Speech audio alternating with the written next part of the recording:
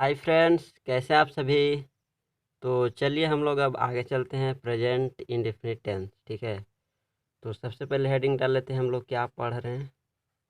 तो time and tense. ठीक है, हेडिंग डाल लीजिए। उसके बाद हम लोग को पढ़ना है प्रेजेंट इंडेफिनिट टेंस। तो इसका भी हेडिंग डालिए, प्रेजेंट इंडेफिनिट इंडेफिनिट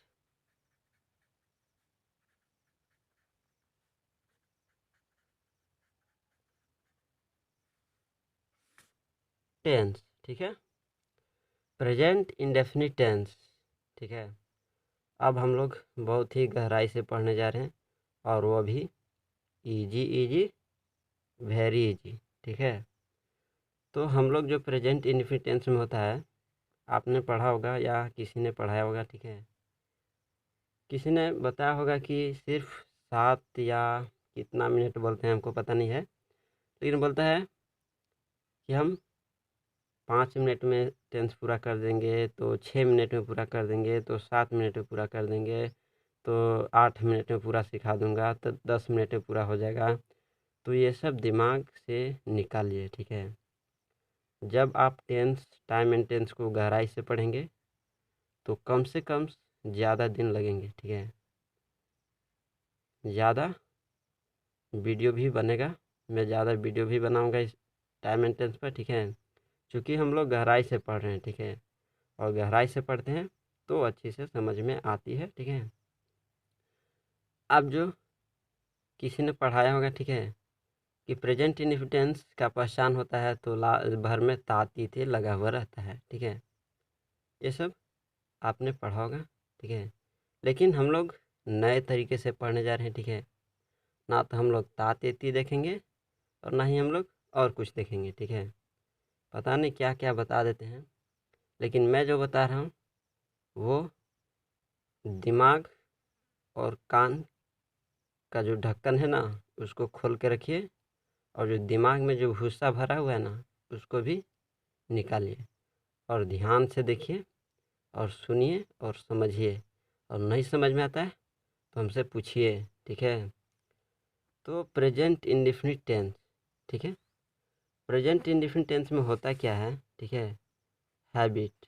ठीक है, क्या होता है, हैबिट, आदत। ठीक है, रूटीन, क्या होता है, रूटीन होता है। ठीक है, तात देती है इससे हमको मतलब नहीं है। प्रेजेंट इंडेफिनिट आई मीन हैबिट होता है। ठीक है, रूटीन, फिर प्लान। ठीक है, योजना, फिर है यूनिवर्सल ट्रूथ होता है। ठीक है, यूनिवर्सल ट्रूथ, चिरंतन सत्य। ठीक है, universal truth, UNIVERSAL, universal truth. फिर होता है कंडीशन। ठीक है, कंडीशन भी होता है। ठीक है, और भी होते हैं। ठीक है, तो present indefinite I mean habit, routine, plan, universal truth, condition. ठीक है, जैसे मैं आपको एग्जांपल से समझाता हूँ। जैसे सचेज में है कि कल कल नए शिक्षक शिक्षक आएंगे। कल नए शिक्षक आएंगे। ठीक है, अब ये जो लिखा हुआ है उसको यदि आपको बोला जाए कि ट्रांसलेट इंग्लिश में कीजिए, तो आप पूरा कंफर्म के साथ कह सकता हूँ कि आप विल लगाइएगा। ठीक है, लेकिन मैं कहता हूँ कि विल नहीं लगेगा। विल नहीं लगेगा। आप क्यों नहीं लगेगा, इसका कारण भी ये देखिए ऊपर है। ये सब जो है ना, यही कारण है कि यहाँ पर विल नहीं लगेगा। ठीक है, एक बात और मैं बोलते आता हूँ। ठीक है, कि ट्रांसलेशन मीनिंग का होता है, वर्ड का नहीं होता है। ठीक है, ये बात आप दिमाग में बैठा लीजिए। तो कल नए शिक्षक आएंगे, क्या है, क्या है, तो प्लान दिख रहा है। प्लान है कि नहीं कि कल नए शिक्षक आएंगे। ठीक है, तो ये प्लान है, तो प्लान है तो किससे बनेगा? प्रेजेंट इंडेफिनिट टेंस से बनेगा। क्या? प्रेजेंट इंडेफिनिट टेंस से बनेगा ये जो वाक्य लिखे हैं, ठीक है। आई मीन कैसे बनेगा? तो द न्यू मास्टर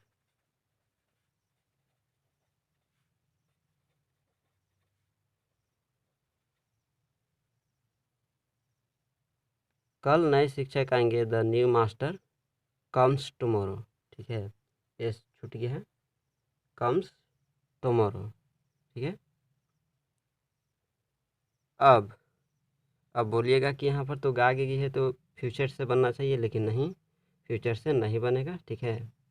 इसीलिए मैं बोलता हूँ कि कोई 7 मिनट में पढ़ा देगा टेंस, वो ऊपर ऊपर पढ़ाया होगा, आपको समझ में भी।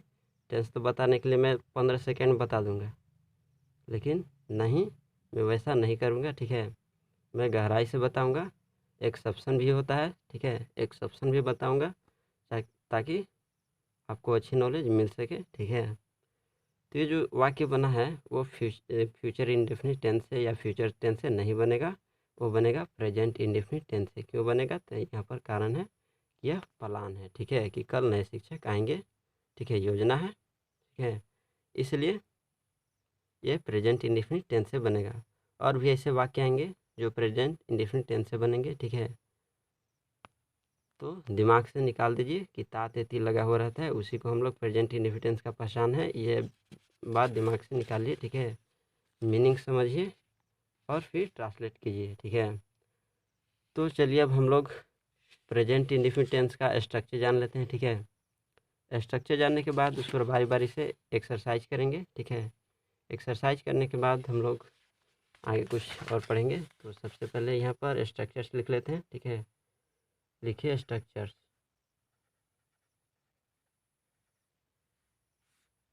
हम ही से पढ़ लीजिए गहराई से, कोई बताएगा नहीं जल्दी। तो चलिए लिखिए स्ट्रक्चर 1, ठीक है।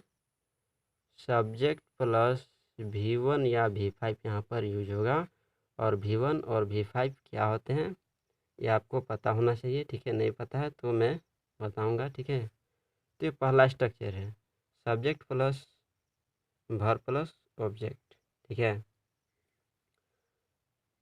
फिर सेकंड है कि सब्जेक्ट प्लस डू या डज इसमें यूज होगा, और प्लस V1 यहाँ यूज होगा, और ऑब्जेक्ट और फुल स्टॉप, ठीक है। फिर तीसरा स्ट्रक्चर है कि डू या डज पहले आएगा, ठीक है। फिर सब्जेक्ट होगा, फिर वर्ब, फिर ऑब्जेक्ट, और फिर ए नोट ऑफ इंट्रोगेशन। स्ट्रक्चर 4 होगा कि डू या does plus subject plus note, ठीक है, plus verb plus object plus A note of interrogation. Structure 5 जो है वो क्वेश्चन वर्ड पहले आएगा, ठीक है। उसके बाद डू या डज, उसके बाद सब्जेक्ट, उसके बाद V1, उसके बाद ऑब्जेक्ट, और उसके बाद ए नोट ऑफ इंट्रोगेशन, ठीक है। तो ये पांचों स्ट्रक्चर्स हैं, ठीक है। और ये पांचों स्ट्रक्चर्स पर बारी बारी से हम लोग को एक्सरसाइज करना है। तो यहाँ पर थोड़ा सा नोट में दे करके लिखिए, ठीक है। क्या नोट में क्या लिखना है? ये जो एस या एस का यूज करना है, ठीक है, वो मैं बताता हूँ, ठीक है। तो हम लोग जो स्ट्रक्चर फर्स्ट जो शुरू करेंगे उसमें V1 या V5 जो लगा हुआ है वर्ब, ठीक है, उसको थोड़ा सा हम लोग समझ लेते हैं इधर, ठीक है। तो देखिए V1, V2, V3, V4 और V5, ये 5 वर्ब्स हैं जो हम लोग को ट्रांसलेशन में यूज करना है, ठीक है। जैसे हो गया रीड, ठीक है, रीड READ है, रीड, इसका V2 रीडे होता है, ठीक है। इसका V3 भी रीड ही होगा, और इसका V4 रीडिंग हो जाता है, ठीक है, ING लग जाता है, और इसका V4 रीड्स हो जाएगा, ठीक है। ये आपको पता है ना, ये पता होना चाहिए, ठीक है। जैसे ईट है, ठीक है। दूसरा रूप इसका क्या होता है, एट होता है। तीसरा रूप इटेन, चौथा रूप ईटिंग, ईटिंग, और पांचवा रूप ईट्स। ठीक है, तो ये आप ऐसे जानते होंगे। ठीक है, और यहाँ पर जो देखिए, यहाँ पर जो यहाँ V1 है और ये V5 है, इसी का हमको यूज करना है। ठीक है, स्ट्रक्चर फर्स्ट में, तो structure first subject plus V1 या V5 और ऑब्जेक्ट जो है, अब इसमें एस या एस का यूज करना होता है। ठीक है, और एस या एस का यूज वहीं पर होगा। ठीक है, जहाँ थर्ड पर्सन सिंगुलर नंबर होगा। क्या, यहाँ पर थर्ड पर्सन सिंगुलर नंबर होंगे, वहीं पर एस या एस का यूज करना होता है। ठीक है, जैसे देखिए यहाँ पर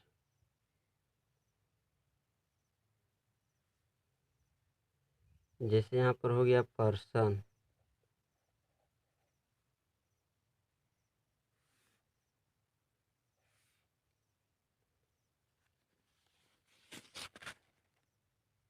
इधर लिखिए सिंगुलर नंबर,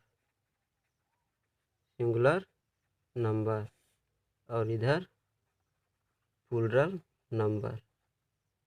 ठीक है, अब पर्सन में तीन ठे पर्सन होते हैं। कौन कौन, फर्स्ट पर्सन, फर्स्ट पर्सन। ठीक है, फिर होता है सेकेंड पर्सन, सेकेंड पर्सन, फिर होता है थर्ड पर्सन। ठीक है, third person.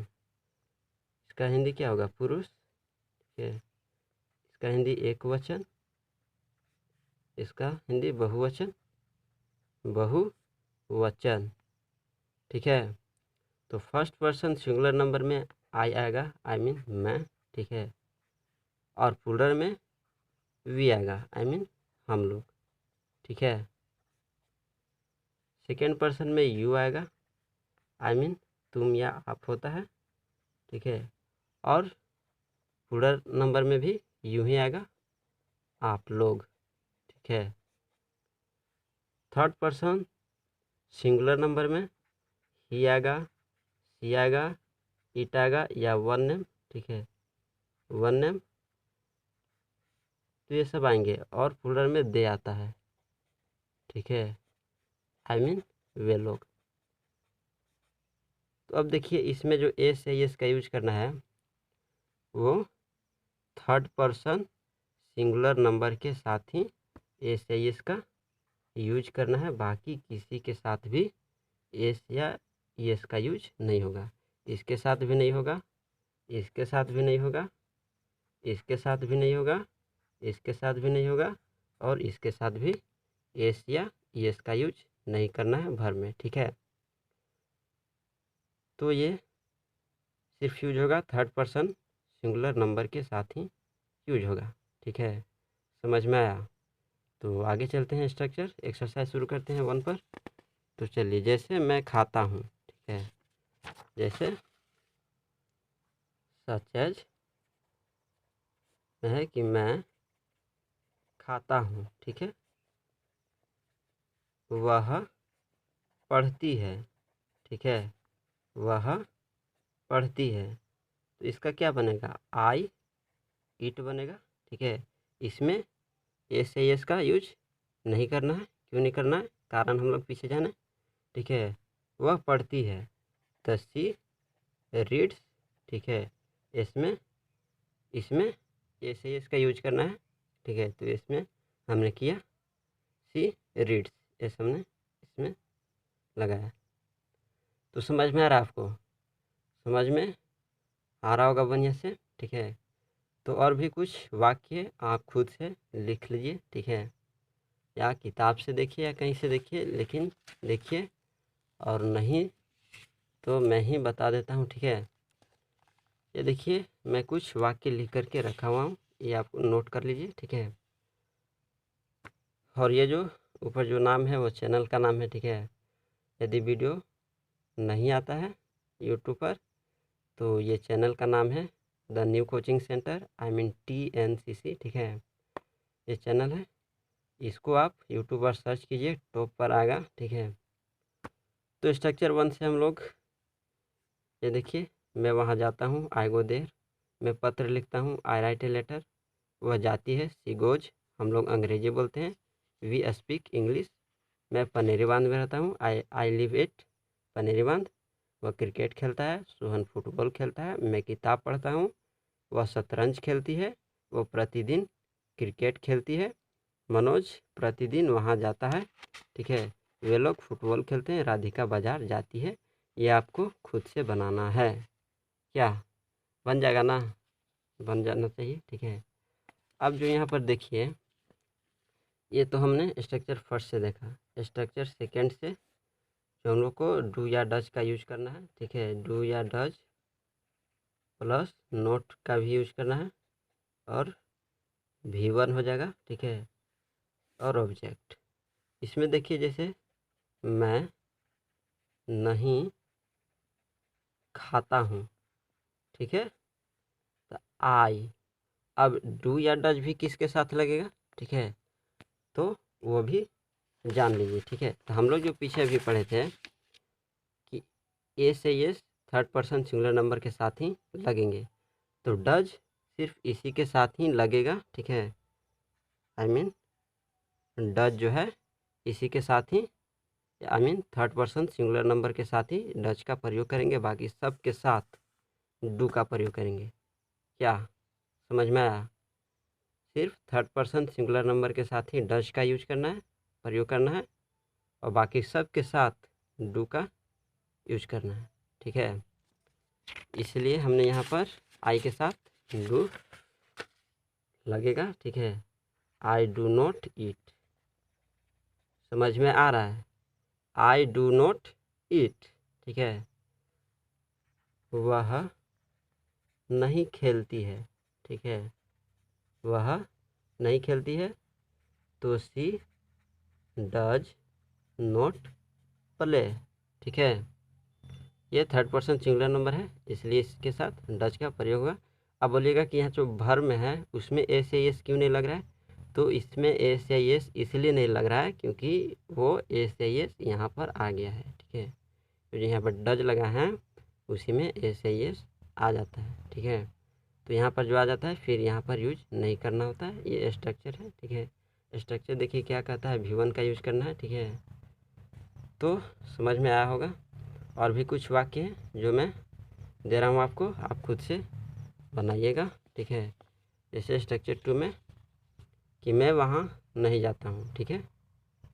I don't go there, मैं वह काम नहीं करता हूँ। I don't do that work. और जो डोंट जो देख रहे हैं आप, डू प्लस नोट से मिल करके डोंट बना हुआ है, यहाँ पर मैंने ऊपर लिख दिया है, ठीक है। Do does plus note doesn't होता है, ठीक है। तो ये सब कुछ वाक्य हैं, ये आप खुद से बनाइएगा, ठीक है। ये आप खुद से प्रैक्टिस कीजिएगा, ठीक है। अब स्ट्रक्चर 3 भी है, वो भी आसान है, ठीक है। डू या डज पहले यूज कर देना है, ठीक है। जैसे क्या वह पढ़ती है, डज सी रीड। क्या आप पढ़ते हैं, डू यू रीड। क्या वे लोग काम करते हैं, डू दे वर्क। क्या हम लोग क्रिकेट खेलते हैं, डू वी प्ले क्रिकेट। तो ये सब अब मैंने कुछ यहाँ पर वाक्य लिख दिया है, ये आपको खुद से बनानी है, ठीक है। क्योंकि सब मैं ही नहीं बनाऊँगा, आपको भी कुछ न कुछ बनाना है, ठीक है। तो समझ में आया होगा और ये आप खुद से बनाइएगा। अब स्ट्रक्चर 4 से भी कुछ नहीं करना है, ठीक है। सिर्फ सब्जेक्ट के बाद नोट लगा देना है, ठीक है। जैसे क्या मैं वहाँ नहीं रहता हूँ, do I not live there. क्या आपके पिताजी पैसे नहीं भेजते हैं, doesn't your father send money. क्या आप झूठ नहीं बोलते हैं, don't you tell a lie. क्या वे लोग वर्ग में नहीं पढ़ते हैं, don't they read in the class, ठीक है। और भी कुछ वाक्य मैंने यहाँ पर लिख दिए हैं, ठीक है। ये आप खुद से प्रैक्टिस कीजिएगा। अब जो हम लोग अगला वीडियो में पढ़ेंगे, अगली वीडियो में वो स्ट्रक्चर 5 पढ़ेंगे। और स्ट्रक्चर 5 क्वेश्चन वर्ड होता क्या है वो मैं बताऊंगा, और उस पर बारी बारी से हम लोग एक्सरसाइज करेंगे, ठीक है। बहुत ही इंटरेस्टिंग होने वाला है अगला वीडियो, ठीक है। तो इतना ही रहने देते हैं, ठीक है। धन्यवाद।